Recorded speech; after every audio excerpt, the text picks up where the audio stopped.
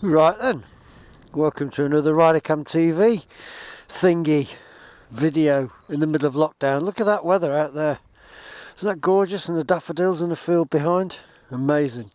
Anyway, what I'm going to talk today about is the extension bracket I put on the GS850 for the GPS bracket to move it from down there up to here, and the improved Wunderlich version of it. So we'll crack on, eh? Okay, for those of you who have already seen the video, I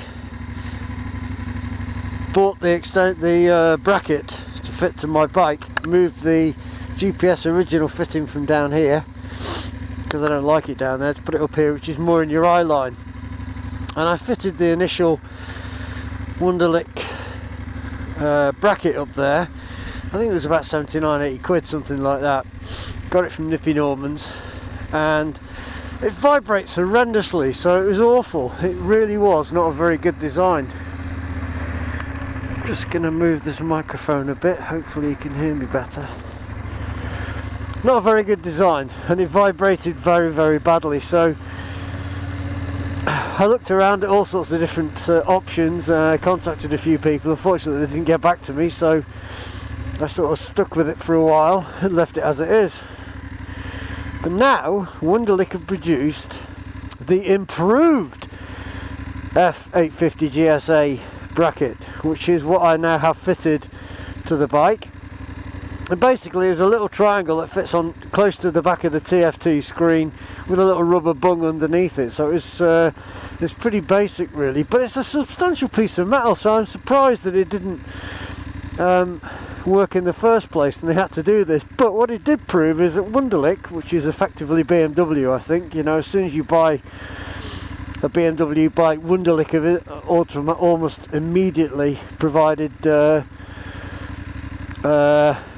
extras you can put on, and it sort of pointed to a fact that I don't think Wunderlich had done any kind of road reviews on this at all, or if they had, they'd just ridden it on very, very smooth roads, because you can see now I'm stationary and there's a little bit of vibration, but nowhere near as much as it was previously. And if you'd just noticed as I was riding up that lane, the thing was vibrating so much on the previous bracket you wouldn't have been able to see the GPS, and that obviously has an effect on your GPS, I would imagine. So you can see the standard of the road I'm going to ride on initially, and you can see how much vibration there actually is. There is still vibration, would you imagine there would be, because this is a rough road. I mean, there's no tarmac here, it's just a track. You know, it's very broken. But this bracket is very, very solid. Now previously the other one was just, like I said, rattling all over the place. It was horrible, you couldn't read it. It made you feel ill to look at it actually. But you know, here I am doing 16 miles an hour along this road, which I would say was a huge improvement on the original bracket. You know, there's mud here, there's ruts, there's holes. So I would say that's pretty good. So what I'm going to do now, I'm going to turn around and ride back, and then we'll get out on the road and see what it's like on the road, I think. But it's a bit of a shame really when you got a company like Wunderlich, you know, which produces pretty good stuff, you know. I mean, it's got a good reputation, and they've produced something which, you know, is not cheap. If you're counting the pennies, £79 is £79. You know, like somebody made a comment on the original feature, you know, it's a great business model, isn't it? You produce something and get your people to check it out for you, see if it's any good. But okay, so we're getting up to a bit of speed along this. It is a bit of a rough road. Have to stand up while I'm doing it. Very, very stationary, very, very stable bracket now, and it should have been like that in the first place, Wunderlich. So I'm really disappointed in the fact that I had to spend money to to get the first one done. Now the second one was sent to us by Nippy Normans, because they'd advertised it saying this is the improved version. So here we are out on the road, and you'll notice lots of farm stuff around here at the moment.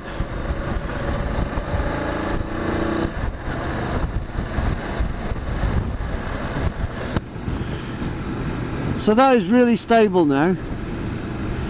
There's one from Hornig, based in Germany, which they guarantee has no vibrations, which I find a bit hard actually, because all bikes vibrate, you know. But I'm very happy with this as it stands at the moment, to the extent that I'm not going to be rushing around trying to buy something unless somebody wants to send it to us to check out. But at normal speeds, speed limit around here is 40 miles an hour. Okay, the road isn't very good, it's a bit rough, but that is a very, very stable bracket. Very little vibration, if any at all. And even at speed,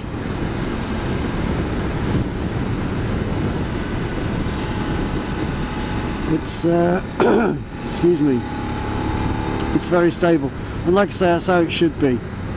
Now all that basically happened was they took the original plate and added a triangular bit of metal to the bottom of it, which you fitted on, bolted on.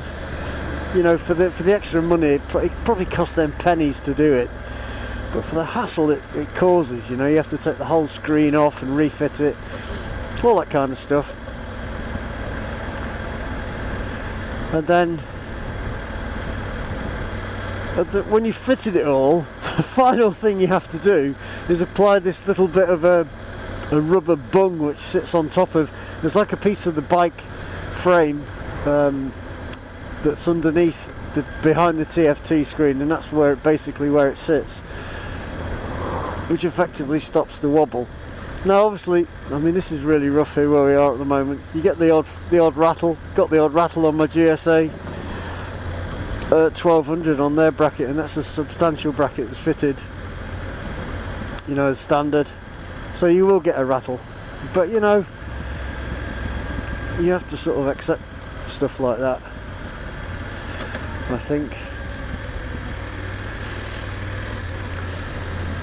But like I say, for a substantial piece of metal, for it to have not worked correctly in the first place, and for them within a very, very short period of time to bring out the second one, shows that they did no research at all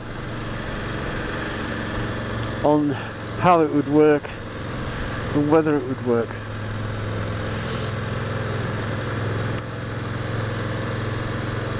So look at this weather, isn't this gorgeous? You know, this is the we're forecast now for about another 10 days of this, I think. It's a bit cold during the night, but that's fine, I think.